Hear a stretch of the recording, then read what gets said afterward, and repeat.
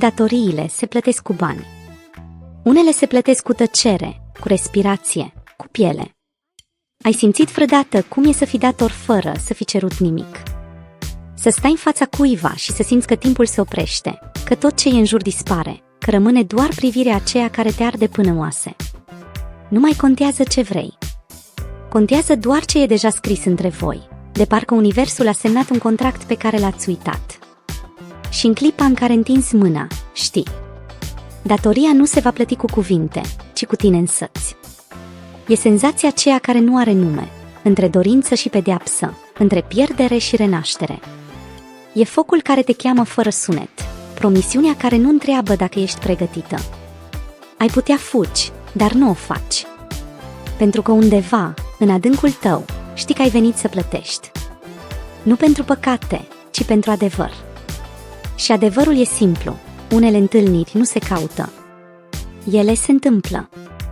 Ele ard. Ele transformă. Așa începe povestea. Cu nimic în buzunare, dar cu totul de pierdut. Cu o privire care nu iartă și un aer care nu te mai lasă să respiri. Ascultă până la capăt. Pentru că nu e o poveste despre doi oameni, e o poveste despre tine, despre ce se întâmplă atunci când tăcerea devine flacără și dorința devine lege. Nu aveam nimic asupra mea, nici măcar o scuză care să justifice prezența mea acolo. Doar inima mea bătea ca o alarmă tăcută, anunțând o întâlnire pe care nu o cerusem, dar pe care o recunoșteam. Privirea lui m-a prins ca un lanț invizibil. Nu cerea bani, nu cerea cuvinte, ci ceva mai profund, o ofrandă mută, o datorie scrisă pe piele, nu pe hârtie. Aerul dintre noi vibra, dens ca o promisiune nerostită. Știam că, dacă făceam un pas, nimic nu ar mai fi fost la fel. Și totuși, am făcut acel pas. Privirea lui era un foc ce nu cerea permisiune. Mă ardea fără atingere, mă descompunea în dorință și frică deopotrivă. Mâinile mele, nesigure, i-au atins pielea ca pe o rugăciune interzisă, ca pe o confesiune fără altar. În tăcerea aceea, timpul s-a oprit și fiecare secundă a devenit o monedă pe care o plăteam cu respirația mea. Nu era un schimb, era o predare. Nu mai știam cine datorează și cine primește. Doar simțeam că ceva din mine se rupe, se oferă, se pierde. Parfumul lui era mai periculos decât flacăra. Mă învăluia lent, ca o promisiune făcută nopții. Îl simțeam peste tot, în aer, în piele, în gânduri. Nu mai era un miros, ci o prezență care cerea tribut. Respirația lui mi se lovea de tâmple, ca un secret spus doar cu aer. Nu m-a întrebat nimic, dar privirea lui m-a făcut să înțeleg că tăcerea mea era răspunsul. Și am plătit.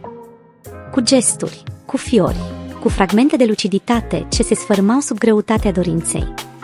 Când mâna lui a atins-o pe a mea, nu a fost o atingere. A fost o invazie lentă, o mare care se ridica în mine fără să ceară voie. Degetele lui s-au mișcat ca niște linii de foc desenând o hartă pe trupul meu și fiecare traseu era un drum spre pierdere. Tremuram. Nu știam dacă era teamă sau dorință. Poate amândouă. Poate nu mai exista graniță între ele. Tot ce știam era că plăteam un preț pe care nu îl înțelegeam, dar pe care îl acceptam fără condiții. Tăcerea era vie, respira. Era limbajul nostru secret, moneda invizibilă cu care făceam schimbul. Niciun cuvânt nu ar fi putut descrie ceea ce curgea între noi. Ochii lui spuneau totul, că nu mai aveam cale de întoarcere, că eram prins într-un pact fără hârtie, semnat cu atingere. Mi-am închis ochii și am simțit lumea retrăgându-se, ca și cum universul ar fi fost doar o cameră prea mică pentru doi oameni care nu știau cum să se oprească. Proximitatea era o tortură. Fiecare clipă fără atingere era mai aprinsă decât orice contact.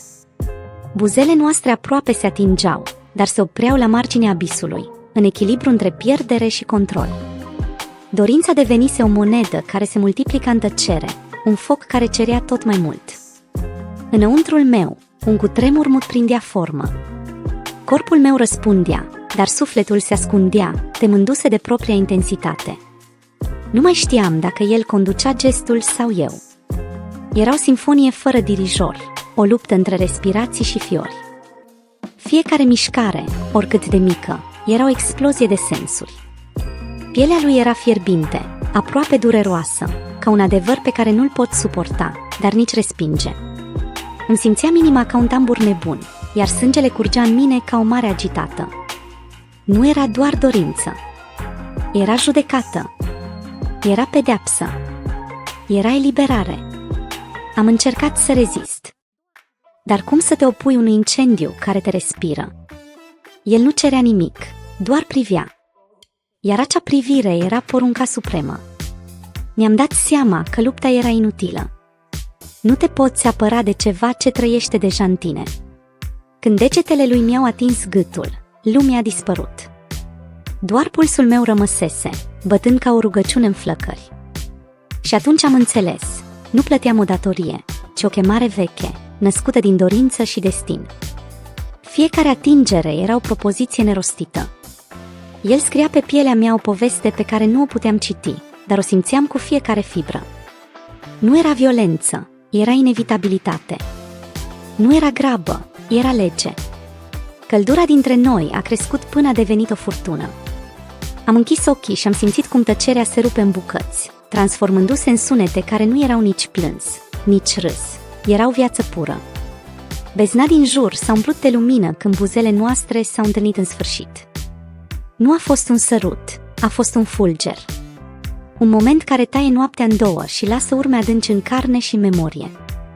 Mâinile lui au devenit râu, curgând peste mine cu forța unui destin care nu cunoaște piedici. M-am lăsat purtată, știind că nu mai există drum de întoarcere. Eram deja parte din furtună. Respirația mea s-a spart în valuri. Nu mai era control, nu mai era rațiune. Doar ecoul dintre două trupuri care se recunosc. Plăcerea nu era explozie, era dezvăluire. Lumina care pătrunde în locurile întunecate ale sufletului. Tremuram, dar nu de teamă. Tremuram pentru că trăiam, pentru că tot ce fusese ascuns se libera. Erau secundele în care existența se rescria. Când totul s-a liniștit, nu a rămas gol. A rămas o tăcere densă, plină de sens. O liniște care nu aducea sfârșit, ci cunoaștere. M-am uitat la el și am știut. Dorința nu întreabă, nu cere, nu explică. Ea vine, arde și se scrie în oase. Nimic nu mai e ca înainte. Fiecare atingere devine memorie, fiecare suspin, dovadă. Și, deși actul s-a sfârșit, pactul abia începuse. În acel moment, am înțeles. Dorința nu este datorie, nici păcat. Este limbajul prin care viața își amintește că trăiește. Că trupul este templu și rugăciune în același timp. Că flacăra nu distruge, transformă. Și că unele datorii nu trebuie plătite, ci trăite. Am închis ochii și am lăsat tăcerea să cadă peste noi ca un văl sfânt. Nu mai exista nimic de spus. Doar ecoul unei promisiuni arse în carne,